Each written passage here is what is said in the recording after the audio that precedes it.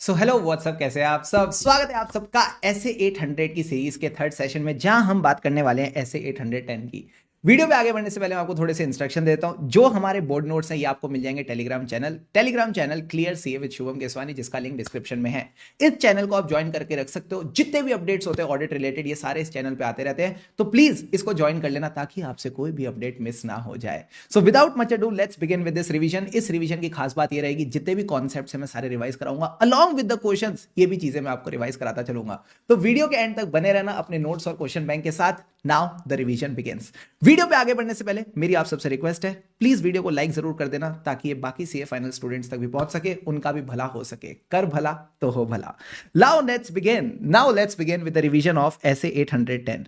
एसे 810 क्या कहता है? Engagement to report on summary financial statement. अब मेरे से बच्चा पूछता है समरी फाइनेंशियल स्टेटमेंट का क्या मतलब है। ये कहता है it reflects the historical financial information, जो कहां से आई है? Derived from the financial statement. क्योंकि ये समरी है तो it contains less details than financial statement. अब लेस डिटेल्स का मतलब ये नहीं है पीएनएल कहीं पड़ा है, बैलेंस शीट कहीं पड़ा है, रेवेन्यू कहीं पड़ा है, एक्सपेंस कहीं पड़ा है, नहीं। It will be providing a structured representation of the economic resources and obligations at a point in time, यानी बैलेंस शीट, और changes over a period of time, यानी पीएनएल।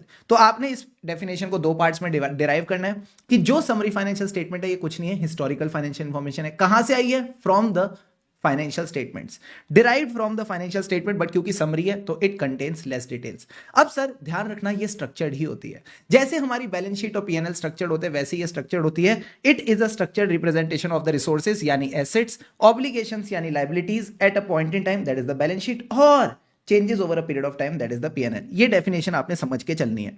अब एक बात समझना, हम समरी फाइनेंशियल स्टेटमेंट्स की जो ऑडिट एंगेजमेंट है तभी एक्सेप्ट करेंगे जब हम फाइनेंशियल स्टेटमेंट्स को ऑडिट कर रहे हैं। यानी जिन फाइनेंशियल स्टेटमेंट से समरी फाइनेंशियल स्टेटमेंट डिराइव हुए हैं, अगर आप इनका ऑडिट कर रहे हो तभी आप समरी फाइनेंशियल स्टेटमेंट्स का ऑडिट एक्सेप्ट करोगे।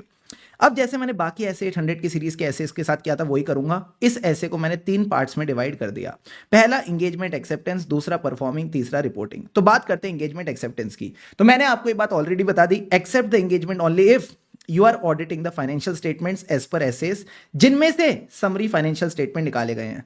प्लस ये कहता है जो भी अप्लाइड क्राइटेरिया है, यहां पे हम वर्ड एफआरएफ नहीं यूज करते। इस ऐसे में हम वर्ड एफआरएफ यूज नहीं करते, हम यहां पे वर्ड यूज करेंगे अप्लाइड क्राइटेरिया। जो applied criteria that should be acceptable. Again ये जो अप्लाइड क्राइटेरिया कौन दे सकते हैं? स्टैंडर्ड सेटिंग ऑर्गेनाइजेशन या लॉ रेगुलेशन। और जो भी उन्होंने क्राइटेरिया दिया है, ऑडिटर अगर चाहे तो प्रिज्यूम कर सकता है इट टू बी एक्सेप्टेबल। आप उसको एक्सेप्टेबल मान सकते हो। अब सर अप्लाइड क्राइटेरिया के एक्सेप्टेबिलिटी के लिए 4 फैक्टर्स कंसीडर करने, very important from exam point of view. सबसे पहले तो ये कहता है आपने देखनी है nature of the entity. Sir nature of the entity से क्या फर्क पड़ेगा? मैंने कहा इससे ये फर्क पड़ेगा कि जैसी एंटिटी की नेचर होगी वैसा अप्लाइड क्राइटेरिया होगा। सपोज अगर ये प्रॉफिट मेकिंग एंटिटी है तो इसके क्राइटेरिया में क्या आएंगे? PNL, balance sheet. Non for profit organisation है तो वही receipts and payment account, income and expenditure account.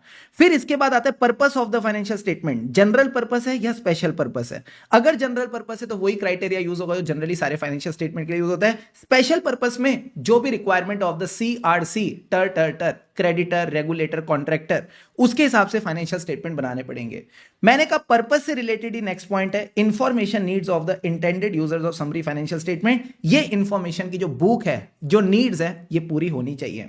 And last में, क्योंकि ये समरी फाइनेंशियल स्टेटमेंट आप इंफॉर्मेशन कम दोगे तो make sure that the summary financial statements are not misleading. तो लास्ट में सतर्क हो जाना कि ये मिसलीडिंग नहीं है। तो यही 4 पॉइंट्स आपने कंसीडर करने। वापस बता दो, nature of the entity. Second point क्या है? Purpose of the financial statement. Purpose से रिलेट किया। थर्ड पॉइंट इंफॉर्मेशन नीड्स, हमारा पर्पस है यूजर्स की इंफॉर्मेशन नीड्स को पूरा करना। और लास्ट पॉइंट में सतर्क हो जाना। सतर्क यानी ensure that the summary financial statements are not misleading.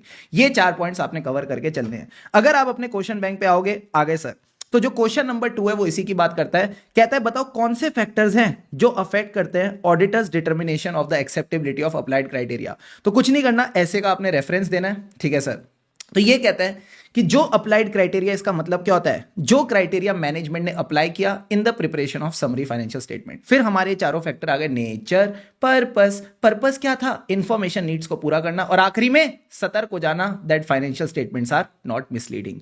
Done done done done sir, done done done done. अब तक जो भी बातें मैंने आपको कराई, एक बार आ जाओ बुक से भी रिवाइज कर लेते हैं। ऐसे 810 engagement to report on summary financial statement, definition we have already covered. इसके बाद ये कहता है एंगेजमेंट एक्सेप्ट करने से पहले देख लेना, हम इस एंगेजमेंट को तभी एक्सेप्ट करेंगे जब हम पूरे फाइनेंशियल स्टेटमेंट्स का ऑडिट कर रहे हैं। अगर आप पूरे फाइनेंशियल स्टेटमेंट्स को ऑडिट नहीं कर रहे तो आपके पास वो नेसेसरी नॉलेज नहीं होगी कि आप समरी फाइनेंशियल स्टेटमेंट्स का ऑडिट कर पाओ। अब आपने देखना है applied criteria should be acceptable. Applied criteria का मतलब क्या है, criteria applied by the management in preparation of summary financial statement. ठीक है सर। फिर ये कहता है कि क्योंकि समरी फाइनेंशियल स्टेटमेंट में एग्रीगेटेड इंफॉर्मेशन है, एग्रीगेटेड मतलब सारी इंफॉर्मेशन को आपने इकट्ठा कर दिया और लिमिटेड डिस्क्लोजर दिए हैं, तो there is always a risk, क्योंकि इंफॉर्मेशन कम है तो it can be misleading. Plus अगर क्राइटेरिया अवेलेबल ही नहीं है तो ये जो रिस्क है मिसलीडिंग होने की ये बढ़ जाएगी। तो इस बातों को तो बस आपने रीड करके चलना है, घबराना नहीं है। ठीक है सर। फिर ये क्राइटेरिया वाली बात मैंने आपको ऑलरेडी बता दी कि जो भी क्राइटेरिया है आप इसको प्रिज्यूम कर सकते हो टू बी एक्सेप्टेबल, बट अगर आपको लगता है नहीं नहीं मुझे अनएक्सेप्टेबल लगता है, तो then in that case don't accept the audit engagement unless required by law regulation. अगर लॉ रेगुलेशन कहता है एक्सेप्ट करनी पड़ेगी, फिर ये एंगेजमेंट ऐसे से कंप्लाई नहीं करती, तो आप अपनी रिपोर्ट में भी नहीं लिखोगे that you have done your audit as per SS. Deal done, done sir. इस बात की रेफरेंस आपके टर्म्स ऑफ एंगेजमेंट में भी आ जाएगी। प्लस इसका इफेक्ट देख लेना कि क्या इसका इफेक्ट तो नहीं आ रहा on the audit engagement to audit the full financial statement, जिनमें से समरी फाइनेंशियल स्टेटमेंट डिराइव हुए हैं। और लास्ट में इन्होंने बस एक छोटी सी बात कही, जो भी समरी फाइनेंशियल स्टेटमेंट का टाइटल होगा उसके अंदर ये बात आनी चाहिए कि ये समरी फाइनेंशियल स्टेटमेंट है जिनको प्रिपेयर किया कहां से, ऑडिटेड फाइनेंशियल स्टेटमेंट्स में से। बस ये समरी वाली जो बात है ये आनी चाहिए। तो मैं अगर 100 बात की एक बात कहूं, बैलेंस शीट नहीं लिखा होगा, समराइज्ड बैलेंस शीट लिखा होगा, पीएनएल नहीं लिखा होगा, समराइज्ड पीएनएल लिखा होगा। तो ये कुछ मीठी मीठी बातें बस आपको समझ के चलनी है from MCQ point of view. अब आ जाओ, एक और तड़कता भड़कता पॉइंट आ जाता है from exam point of view. ये क्या है कि सर हमने ऐसे 210 में एक बात सीखी थी, मैनेजमेंट मानती है, मैनेजमेंट समझती है, management acknowledges and understands the responsibility. ये बात भी एग्रीमेंट में आनी चाहिए। तब मैंने आपको 5 बातें बताई थी मैनेजमेंट की रिस्पॉन्सिबिलिटी की। क्या, सबसे पहले मैनेजमेंट की रिस्पॉन्सिबिलिटी थी PPFS as per applicable FRF, preparation presentation of financial statement as per applicable FRF. दूसरी बात, फाइनेंशियल स्टेटमेंट में मटेरियल मिसस्टेटमेंट ना हो, इसके लिए मैनेजमेंट क्या लगती है, इंटरनल कंट्रोल लगाती है। एंड बाकी तीनों पॉइंट्स क्या थे, जब भी ऑडिटर आएगा तो उसको क्या देगी, आऊ। आऊ का मतलब था all information, additional information, unrestricted access. उसी से मिलता जुलता एक पॉइंट यहां पे है कि मैनेजमेंट की यहां पे 3 रिस्पॉन्सिबिलिटीज है, सारे बच्चे फोकस करना। सबसे पहले preparation of summary financial statement as per applicable FRF, नहीं एज पर अप्लाइड क्राइटेरिया। ठीक है सर। दूसरी चीज यहां पे थोड़ी अलग है, कहता है make the audited financial statement available to the intended users of summary financial statement without undue difficulty।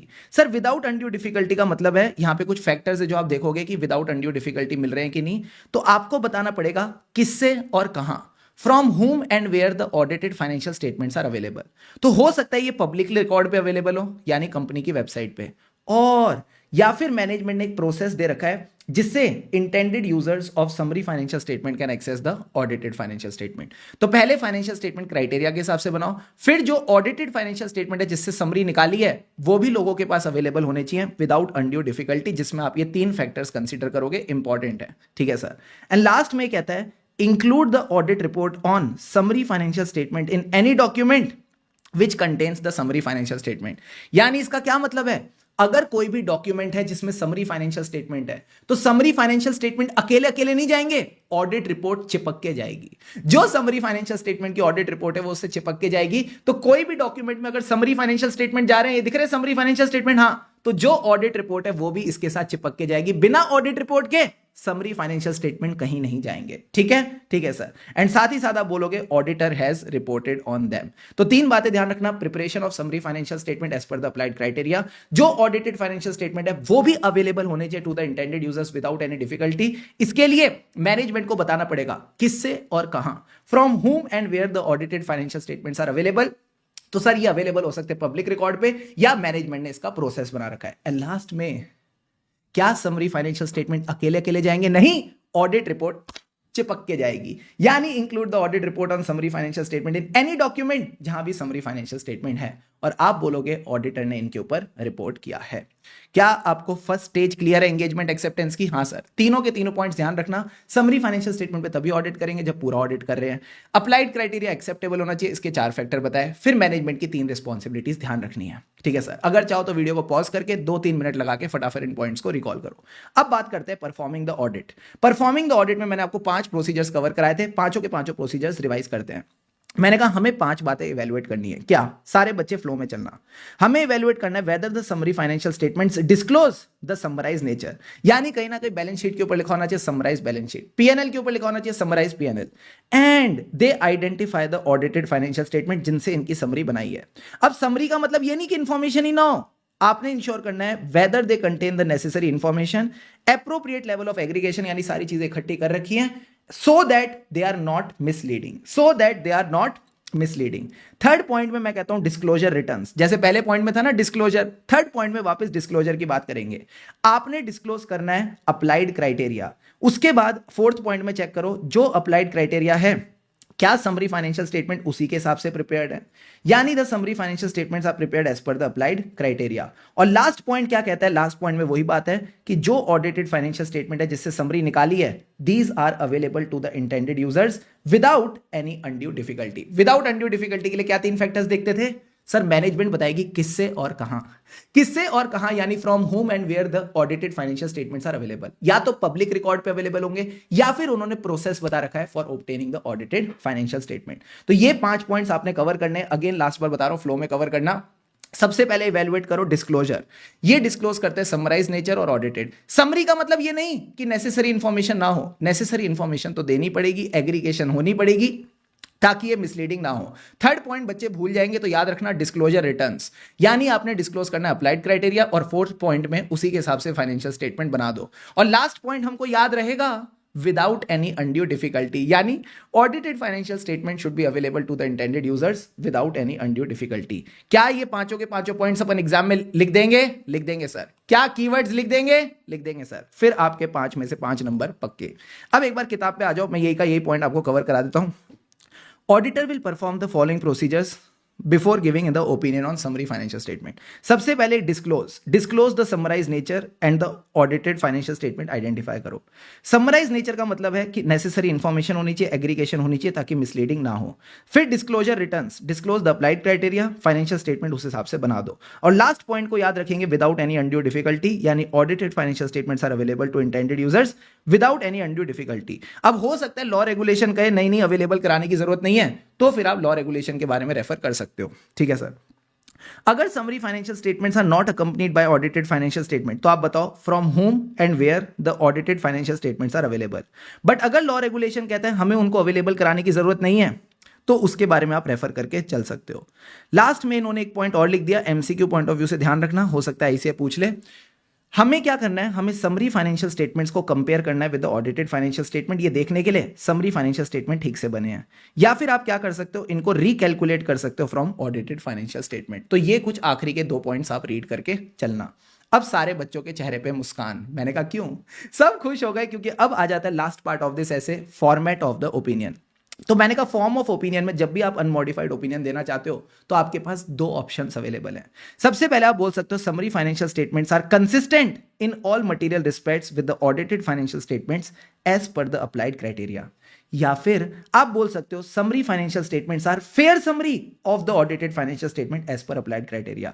दोनों के दोनों सेम है, बस यहां पे फर्क ये है कि यहां पे बोलते हैं consistent in all material respects, यहां पे बोल देते हैं फेयर समरी। सर ये तो वैसा ही है, ये तो वैसे ही है जैसा हम ऐसे 700 में पढ़ते थे। 2 ऑप्शन होते थे, compliance framework, fair presentation framework. Compliance framework में बोलते थे financial statements are prepared in all material respects as per the applicable FRF. यहां भी वैसे ही है, consistent in all material respects with the audited financial statement as per FRF नहीं, applied criteria.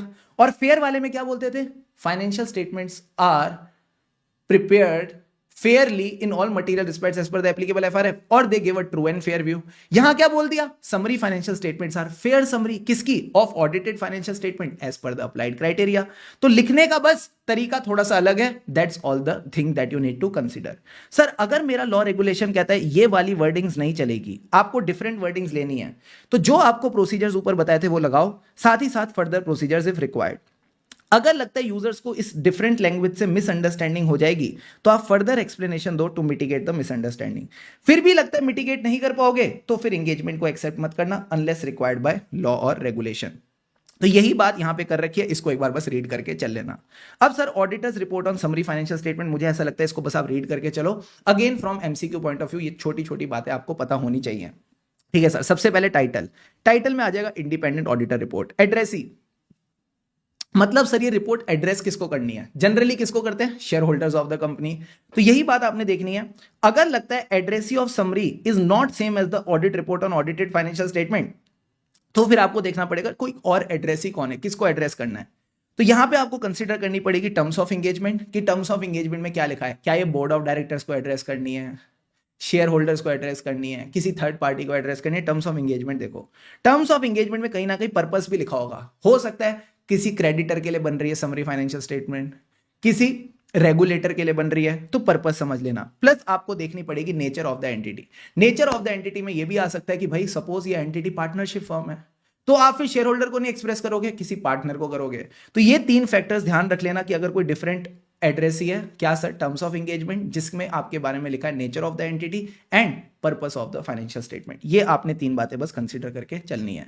Then sir वही होता है, फिर आप आइडेंटिफाई करोगे summary financial statement including the title of each statement. Title मतलब summary balance sheet, summary PnL, summary cash flows, वो सारे समरी वाली चीजें आ जाएंगी, ठीक है, along with the notes to accounts. Plus आप आइडेंटिफाई करोगे ऑडिटेड फाइनेंशियल स्टेटमेंट जिसमें से समरी निकाली है। फिर आप अपना ओपिनियन दोगे। उसके बाद आप ये भी बोलोगे कि समरी फाइनेंशियल स्टेटमेंट में सारे डिस्क्लोजर नहीं है।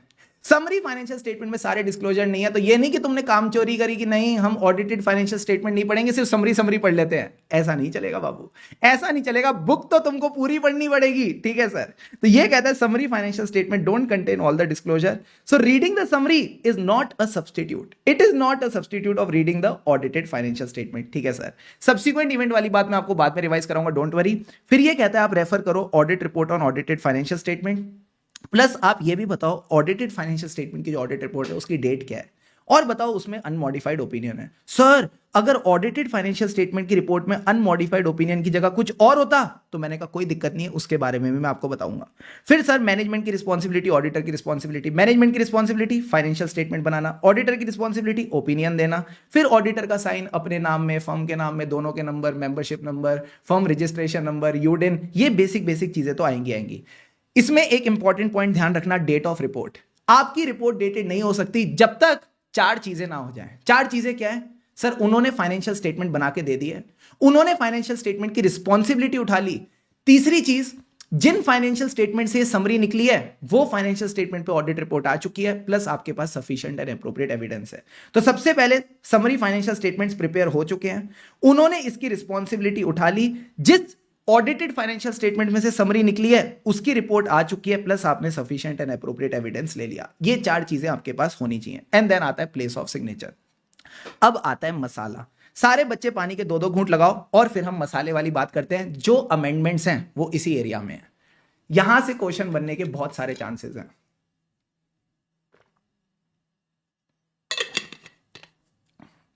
All set sir.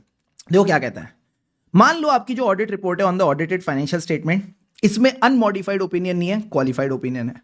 अगर क्वालिफाइड ओपिनियन होगा तो ये भी होगा बेसिस फॉर क्वालिफाइड ओपिनियन। तो मैंने कहा जो ऑडिट रिपोर्ट है समरी फाइनेंशियल स्टेटमेंट में, उसमें किसमें रेफर करना है, मैंने कहा उसमें आप रेफर करोगे to the qualified opinion, basis for qualified opinion. Plus साथ ये भी बता देना इसका क्या इफेक्ट है समरी फाइनेंशियल स्टेटमेंट में। क्या ये तीन बातें अपन लिख सकते हैं? हाँ, 2 बातें तो कॉपी करनी है, बस एक एडिशनल बात डालनी है, effect on summary financial statement, ठीक है सर। अगर क्वालिफाइड ओपिनियन के अलावा कुछ और मसाला है, क्या मसाला है, ऐसे 570 का मुर्ग पैरा, ऐसे 701 का कैम पैरा, 706 का ईओएम या ओएम पैरा, अगेन इनके लिए क्या करना है, इनको रेफर करके चलो। यानी सपोज मैं एग्जांपल ले लेता हूं मुर्ग सेक्शन का, तो जो मुर्ग सेक्शन का मैटर है उसके बारे में आप रेफर करोगे, प्लस अगेन इसका क्या इफेक्ट है समरी फाइनेंशियल स्टेटमेंट पे आपने ये बता दिया। Deal done sir. अब आता है थर्ड पार्ट। अगेन मुझे लगता है क्योंकि यहां पे अमेंडमेंट है, यहां से क्वेश्चन बन सकता है। सर एक बात बताओ, जो मेरी एनुअल रिपोर्ट में अदर इंफॉर्मेशन आती है वहां पे मटेरियल मिसस्टेटमेंट है, ठीक है सर। तो इसके केस में मैंने क्या करना है, मैंने कहा अगेन आपने रेफर करना है to the material misstatement in the other information of audited financial statement, ठीक है सर। प्लस इसका क्या इफेक्ट है सर, इसका इफेक्ट किस पे, समरी फाइनेंशियल स्टेटमेंट पे। मैंने कहा नहीं, इस बारीकी को ध्यान रखना, तभी मैंने इसको थर्ड केस में लिया है। हमें इसका इफेक्ट समरी फाइनेंशियल स्टेटमेंट पे नहीं देखना, हमें इसका इफेक्ट देखना है ऑन द डॉक्यूमेंट।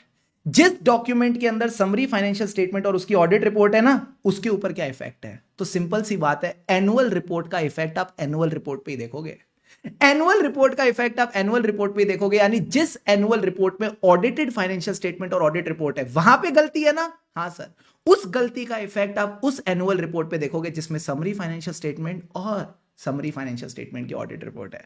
तो you will basically see this case कि आप रेफर करो material misstatement in the other information यानी annual report of audited financial statement, इसको आपने रेफर किया। प्लस इसका इफेक्ट आपने देखना है किसके ऊपर, डॉक्यूमेंट के ऊपर, यानी एनुअल रिपोर्ट के ऊपर, जिस डॉक्यूमेंट के अंदर समरी फाइनेंशियल स्टेटमेंट और ऑडिट रिपोर्ट है ऑन समरी फाइनेंशियल स्टेटमेंट। समझ गए सर।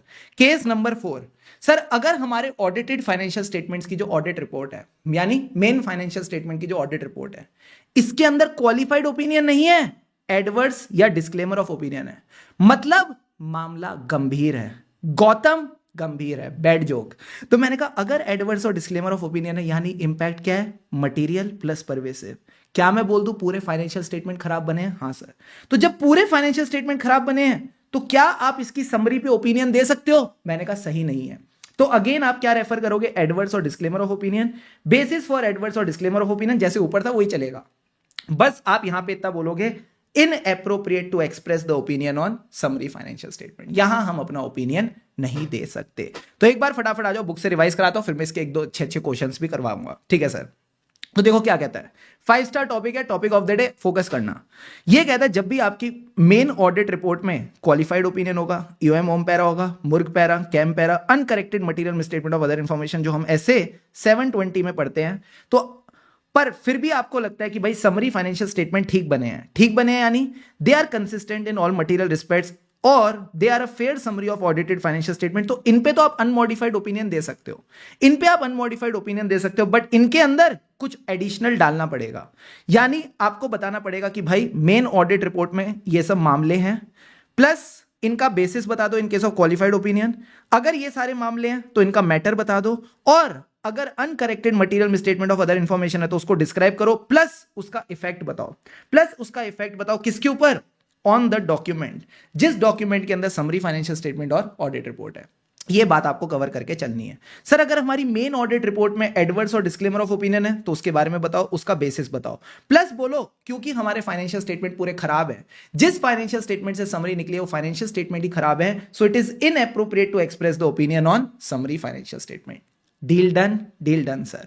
सर एक बात बताओ, अगर समरी फाइनेंशियल स्टेटमेंट खराब बने हैं तो क्या करें, कुछ नहीं करना, सीधा एडवर्स ओपिनियन, सीधा आप एडवर्स ओपिनियन दोगे। तो अगर लगता है समरी फाइनेंशियल स्टेटमेंट कंसिस्टेंट नहीं है विद द फाइनेंशियल स्टेटमेंट, या फिर वो फेयर समरी नहीं है of the audited financial statement, चुपचाप एडवर्स ओपिनियन दे दो। अब आ जाओ एक बार अपने क्वेश्चन बैंक पे and come to question number 4। देखो क्या कहता है, CAY is the auditor of a company जिसने एडवर्स ओपिनियन दे रखा है मेन फाइनेंशियल स्टेटमेंट पे। तो बताओ क्या एडिशनल पॉइंट उसको डालने पड़ेंगे when he is giving the opinion on summary financial statement. मैंने कहा सिंपल सी बात है, आप यहां पे एडवर्स ओपिनियन के बारे में बताओ, उसका बेसिस बताओ, और बोलो क्योंकि एडवर्स ओपिनियन है तो हम समरी फाइनेंशियल स्टेटमेंट पे ओपिनियन नहीं दे सकते, it is inappropriate to express the opinion on summary financial statement. Deal done, deal done sir. ये स्टडी मटेरियल का क्वेश्चन है, अच्छे से करना। अब आ जाओ इसी से मिलता जुलता question, question number 6 MTP May 24। ये क्या कहता है, जो मेन ऑडिट रिपोर्ट है उसके अंदर क्या है, qualified opinion, but summary financial statement ठीक बने हैं। तो मुझे बताओ what are the other matters which the auditor shall report in summary financial statement in addition to other elements. तो मैंने कहा कुछ नहीं करेंगे, यहां पे आप क्वालिफाइड ओपिनियन के बारे में बताओ, बेसिस फॉर क्वालिफाइड ओपिनियन बताओ, और बताओ उसका क्या इफेक्ट है, उसका क्या इफेक्ट है समरी फाइनेंशियल स्टेटमेंट पे, ठीक है सर। लास्ट में इसने एक चीज बोली कि अगर समरी फाइनेंशियल स्टेटमेंट ठीक नहीं बने हैं, they are not a fair summary, they are not a fair summary, और मैनेजमेंट उसमें चेंजेस नहीं कर रहा, तो उस पर क्या होगा, मैंने कहा सीधा सीधा एडवर्स ओपिनियन देंगे, सीधा सीधा एडवर्स ओपिनियन देंगे। कुछ नहीं सोचना क्वालिफाइड के बारे में, कुछ नहीं सोचना डिस्क्लेमर के बारे में, चुपचाप एडवर्स ओपिनियन दे देना। Deal done, done sir. मजा आ गया, क्वेश्चंस भी हो गए। मैंने कहा इसके अलावा ये कहता है अगर आपके ऑडिटेड फाइनेंशियल स्टेटमेंट्स, जो ऑडिटेड फाइनेंशियल स्टेटमेंट्स है ये स्पेशल पर्पस फ्रेमवर्क के हिसाब से बने हैं, तो अगर financial statement special purpose framework के हिसाब से बनते तो ऐसे 800 में सिखाया था restriction on distribution and use, restriction on distribution and use, और यूजर्स को अलर्ट करने के लिए ईओएम पैरा डाला जाता है। हाँ सर, तो वही की वही रिस्ट्रिक्शन आपके audit report on summary financial statement में भी आ जाएगी। ठीक है सर। अब बात करते हैं कंपैरेटिव्स की। कंपैरेटिव्स में शुभम सर ने सिखाया था कि इस साल की फिगर के साथ साथ कंपैरेटिव फिगर भी आती है। यस और नो? Yes sir. तो ये कहता है कि मान लो आपके जो समरी फाइनेंशियल स्टेटमेंट्स हैं उनके अंदर कंपैरेटिव नहीं है, हो तो ये जो ओमिशन है, देखो क्या ये रीजनेबल है? अगर लगता है अनरीजनेबल है तो इसका इफेक्ट अपनी ऑडिट रिपोर्ट पे देख लेना। ठीक है सर।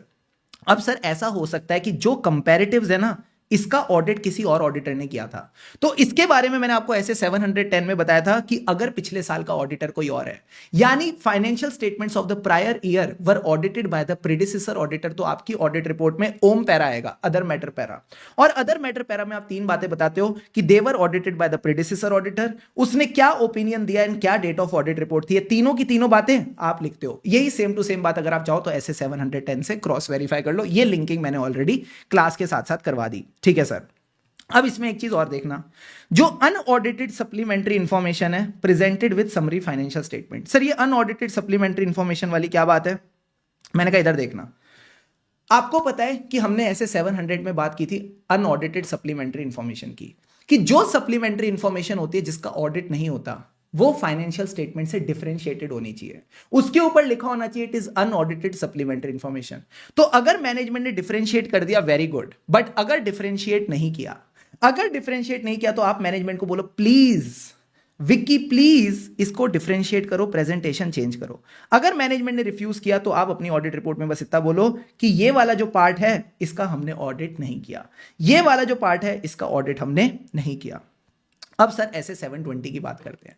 ऐसे 720 ने आपको बस इतना सिखाया था कि जब आप फाइनेंशियल स्टेटमेंट्स का ऑडिट कर रहे हो और साथ साथ कंपनी की एनुअल रिपोर्ट है, तो आप एनुअल रिपोर्ट को एक बार रीड कर लेना। सर रीड क्यों करना है? ये देखने के लिए कि फाइनेंशियल स्टेटमेंट और एनुअल रिपोर्ट में कोई मटेरियल इनकंसिस्टेंसी तो नहीं।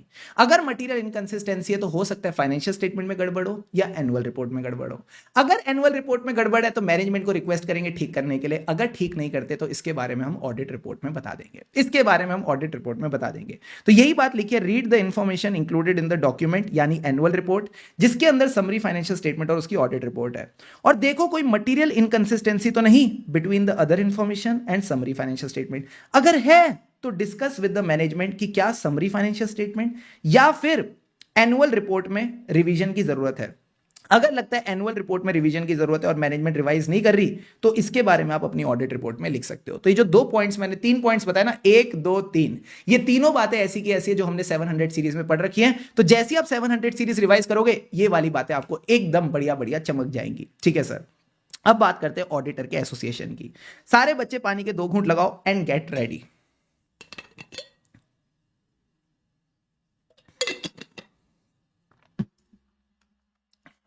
मुझे एक बात बताओ, रिवीजन के स्टार्टिंग में मैंने क्या बोला था कि अगर कोई भी डॉक्यूमेंट होगा तो क्या समरी फाइनेंशियल स्टेटमेंट अकेले अकेले जा सकते हैं? मैंने कहा नहीं, समरी फाइनेंशियल स्टेटमेंट के साथ जो उसकी ऑडिट रिपोर्ट है चिपक के जाएगी। जो समरी फाइनेंशियल स्टेटमेंट है उसके साथ उसकी ऑडिट रिपोर्ट चिपक के जाएगी। तो यही बात मैंने यहां लिख रखी है। आइडियली क्या होता है, कोई भी डॉक्यूमेंट होगा तो समरी फाइनेंशियल स्टेटमेंट अकेले अकेले नहीं जाएगा, audit report on summary financial statement चिपक के जाएगी। बट अगर मैनेजमेंट ने कोई डॉक्यूमेंट ऐसा रख रखा है जहां पे समरी फाइनेंशियल स्टेटमेंट तो है बट ऑडिट रिपोर्ट नहीं है, हो तो ऐसे केस में क्या करेंगे, मैनेजमेंट को रिक्वेस्ट करेंगे कि ऑडिट रिपोर्ट डालो। और अगर मैनेजमेंट रिफ्यूज करेगी तो आप एप्रोप्रिएट एक्शन लोगे। वो क्या एक्शन होगा इसके बारे में कुछ नहीं बता रखा, बस इतना ध्यान रखना एप्रोप्रिएट एक्शन लेना है। ठीक है सर। अब आ जाओ सेकंड केस। मैंने कहा जनरली क्या होगा, जब आप ऑडिटर हो तो आप दोनों का ऑडिट करोगे, फाइनेंशियल स्टेटमेंट्स का भी ऑडिट करोगे और समरी का भी करोगे। बट ये कहता है कि मान लो आपने फाइनेंशियल स्टेटमेंट्स का तो ऑडिट किया बट समरी फाइनेंशियल स्टेटमेंट का ऑडिट नहीं किया, और मैनेजमेंट ने ना बड़ी चालाकी से एक डॉक्यूमेंट बनाया है जिसके अंदर ऑडिटेड फाइनेंशियल स्टेटमेंट्स हैं, समरी फाइनेंशियल स्टेटमेंट है, और जो ऑडिट रिपोर्ट है ना वो ऑडिटेड फाइनेंशियल स्टेटमेंट पे है। तो मुझे बताओ यूजर को क्या लग सकता है? सर यूजर को यह लग सकता है कि जब ऑडिटेड फाइनेंशियल स्टेटमेंट से समरी निकली है तो इसका भी ऑडिट हुआ होगा, तो मैंने कहा इसी बदमाशी से आपने इनको रोकना है। तो देखो क्या कहता है, entity can make a statement in the document which refers to the auditor and the fact that summary financial statements are derived from the financial statement audited by the auditor. यहां पे ये हो सकता है स्टेटमेंट में auditor को भी refer करें और ये भी बोले कि जो समरी फाइनेंशियल स्टेटमेंट है ना, ये ऑडिटेड फाइनेंशियल स्टेटमेंट से ही निकले हैं। तो आपने सेटिस्फाइड रहना है इन दोनों चीजों को लेके। किस किस को लेके? स्टेटमेंट को लेके और रेफरेंस को लेके। आपने सेटिस्फाइड रहना है कि ये जो रेफरेंस है ना, ये किस कंटेक्स्ट में हुई है? Of the audit report on audited financial statements. ठीक है सर। एंड जो स्टेटमेंट है, इससे ये इंप्रेशन ना मिले कि auditor has reported on summary financial statement. सामने वाले को ये नहीं लगना चाहिए आपने समरी फाइनेंशियल स्टेटमेंट का ऑडिट किया है। तो आपने स्टेटमेंट और रेफरेंस चेक करना है। अगर लगता है स्टेटमेंट और रेफरेंस में गड़बड़ है, तो मैनेजमेंट को रिक्वेस्ट करो टू चेंज द स्टेटमेंट और रिमूव द रेफरेंस। अगर मैनेजमेंट नहीं मानती तो उनको बोलो हम आपसे एग्री नहीं करते एंड टेक एप्रोप्रिएट एक्शन। तो एकदम फ्लो में चलना। वापस एक बार फटाफट रिवाइज करा रहा हूं। ये कह रहा है कि सपोज एंटिटी ने एक स्टेटमेंट दे रखा है इन द डॉक्यूमेंट जो आपको रेफर करता है एज ऑडिटर, और ये भी बोलता है कि summary financial statements audited financial statement से ही निकले हैं। तो आपने सेटिस्फाइड रहना है कि जो भी रेफरेंस है ये ऑडिटेड फाइनेंशियल स्टेटमेंट्स के कंटेक्स्ट में है। ठीक है सर। और जो स्टेटमेंट है उससे सामने वाले को ये ना लगे कि आपने समरी फाइनेंशियल स्टेटमेंट्स का ऑडिट किया है। अगर लगता है ए और बी मीट नहीं हो रहे, यानी रेफरेंस गलत है या स्टेटमेंट गलत है, तो मैनेजमेंट को रिक्वेस्ट करो स्टेटमेंट को चेंज करे या रेफरेंस को रिमूव करे।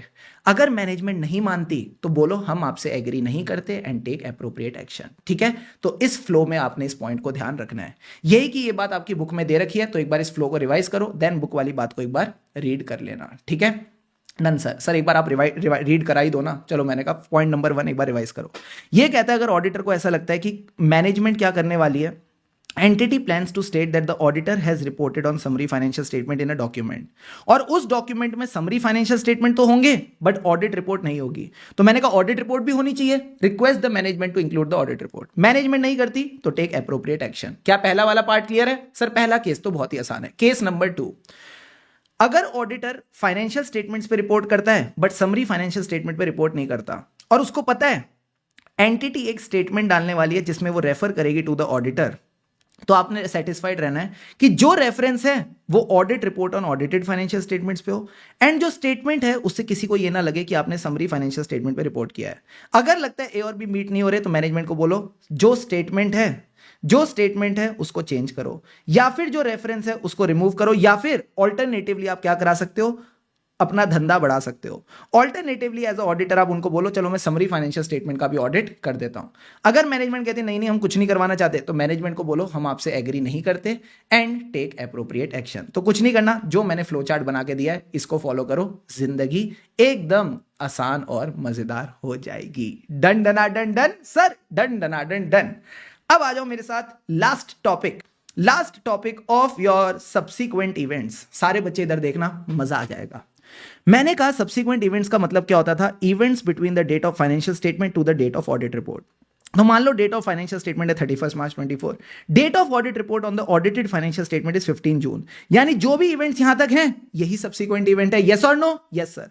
अच्छा, समरी फाइनेंशियल स्टेटमेंट भी किसमें से निकले हैं? इसमें से निकले हैं। तो भाई जो इवेंट्स हो रहे हैं between the date of audit report on audited financial statement and date of audit report on summary financial statement, क्या इनको कंसीडर करने की जरूरत है? मैंने कहा नहीं, इनको कंसीडर करने की जरूरत नहीं है। क्यों नहीं करने की जरूरत? अरे भाई समरी भी तो इसी में से निकली है ना। तो इसके बाद कोई भी इवेंट हो हमें फर्क नहीं पड़ता, इसके बाद कोई भी इवेंट हो हमें फर्क नहीं पड़ता। तो सारे बच्चे बोलना when the audit report on summary financial statements is dated after the audit report on audited financial statement, auditor is not required. दो चीजें नहीं करनी, क्या? ना तो कोई एडिशनल एविडेंस लेना है, ना आपने रिपोर्ट करना है on the effect of the events subsequent to the date of audit report on audited financial statement. ठीक है सर। ना तो इस पीरियड में आप कोई एडिशनल एविडेंस लोगे, ना इस पीरियड में जो भी इवेंट्स है उसका इफेक्ट कंसीडर करोगे। ठीक है सर। जब आपने ये दोनों काम नहीं किए, इसके बारे में रिपोर्ट कर दो। जब आपने ये दोनों काम नहीं किए, इसके बारे में समरी फाइनेंशियल स्टेटमेंट की ऑडिट रिपोर्ट में डाल दो। तो जो ऑडिट रिपोर्ट है ऑन समरी फाइनेंशियल स्टेटमेंट, उसमें लिखो कि जो समरी फाइनेंशियल स्टेटमेंट है और ऑडिटेड फाइनेंशियल स्टेटमेंट, हमने उसमें इफेक्ट कंसीडर नहीं किया of the events subsequent to the date of audit report on audited financial statement, यानी जो भी इवेंट्स यहां से लेके यहां तक हुए हमने इनको कंसीडर नहीं किया। इस बारे में मैंने रिपोर्ट भी कर दिया। अब लास्ट में आती है सर परेशानी। मैंने कहा परेशानी क्या है? यह परेशानी उसको समझ आएगी जिसने ऐसे 560 पढ़ रखा है। ऐसे 560 में सब्सिक्वेंट इवेंट एक होते थे या दो प्रकार के होते थे? सर दो प्रकार के होते थे।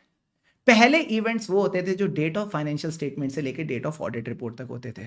हाँ सर। दूसरे क्या होते थे? मैंने कहा दूसरे होते थे फैक्ट्स। दूसरे होते थे facts which become known to the auditor after the date of audit report. और मैं उसमें बोलता था कि after the date of audit report कोई ऑडिट प्रोसीजर करने की जरूरत नहीं है, बट अगर कुछ ऐसा पता चला जो पहले पता होता तो फिर हम अपनी ऑडिट रिपोर्ट को अमेंड करते। तो फिर मैं मैनेजमेंट के साथ जाके डीडीआई करता था कि discuss with the management, determine if the financial statement need amendment, and if yes then inquire how they plan to deal with this issue. ये सब चीजें हम करते थे। यही बात यहां दे रखी है, यही सेम टू सेम बात यहां दे रखी है कि अगर ऑडिटर को पता चला कोई फैक्ट जो कब एग्जिस्ट करता था, existing at the date of audit report on audited financial statement, but auditor को इसके बारे में नहीं पता था, तो ये कहता है पहले अपने ऑडिटेड फाइनेंशियल स्टेटमेंट को सुधारो। पहले अपने ऑडिटेड फाइनेंशियल स्टेटमेंट को सुधारो, यानी consider the fact as per SA 560 for audited financial statement. जब ऑडिटेड फाइनेंशियल स्टेटमेंट सुधर जाए फिर अपने समरी फाइनेंशियल स्टेटमेंट की रिपोर्ट देना, देन समरी फाइनेंशियल स्टेटमेंट की आप रिपोर्ट दोगे। तो तीन बातें ध्यान रखनी है। सबसे पहले जो भी मेन ऑडिट रिपोर्ट है उसके बाद ना तो आपको कोई एडिशनल एविडेंस इकट्ठा करना है, ना आपको रिपोर्ट करना है on the effects of the event subsequent to the date of audit report on audited financial statement.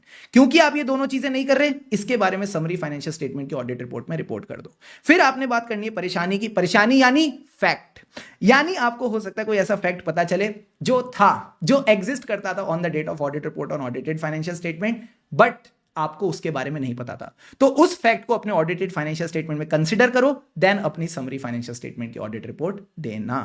Clear है बॉस? क्लियर है सर? तो यहां पे आपके जितने भी टॉपिक्स थे, जितने भी क्वेश्चंस थे, सारे के सारे मैंने कवर करा दिए।